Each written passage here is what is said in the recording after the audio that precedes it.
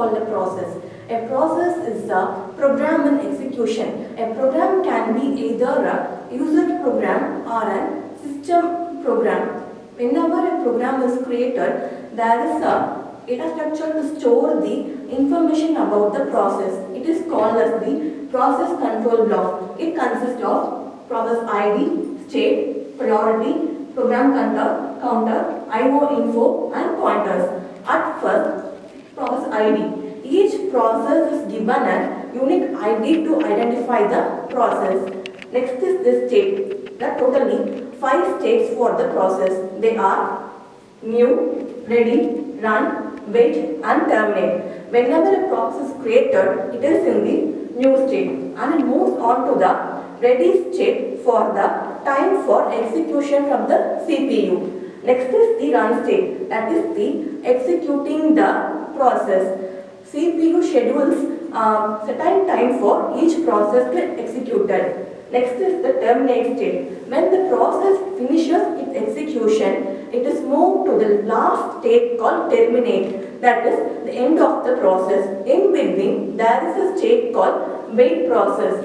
When a process needs an input or output device or a request, or it gets a request from some other resource, or another new process with a high priority comes inside the process, inside the scheduling time, what happens is the current process is moved to the wait state. That is, it has to wait in the wait block to get its own CPU time until the process will be in the waiting state. That is the state here. So, first we have the ID to specify the unique ID of the process. Next is the state. It can be either new, ready, run, terminate or wait. Next is the priority. Each process have a certain priority.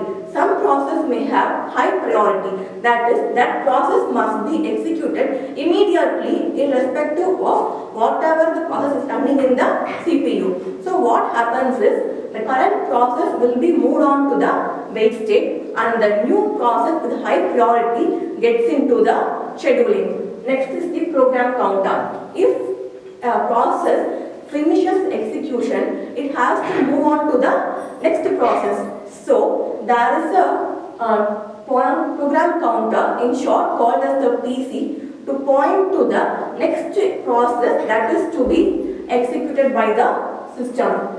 Next comes the input output information, that is the what are the input output devices and their current information about them, either they are in use or they are not in use. Next is the pointer. If suppose a process enters into the CPU scheduling time and then it was moved to the waiting state, because there may be an IO request, it needs IO request, or sometimes there may be a higher priority process entering into the scheduling time. So what happens at that time is the pointer will point to the point where it was lastly executed, so that it can continue from the next step when the process comes back to the ready state. Once the process finishes, it comes to the terminate state. These are the states in the process and the information about the process control block.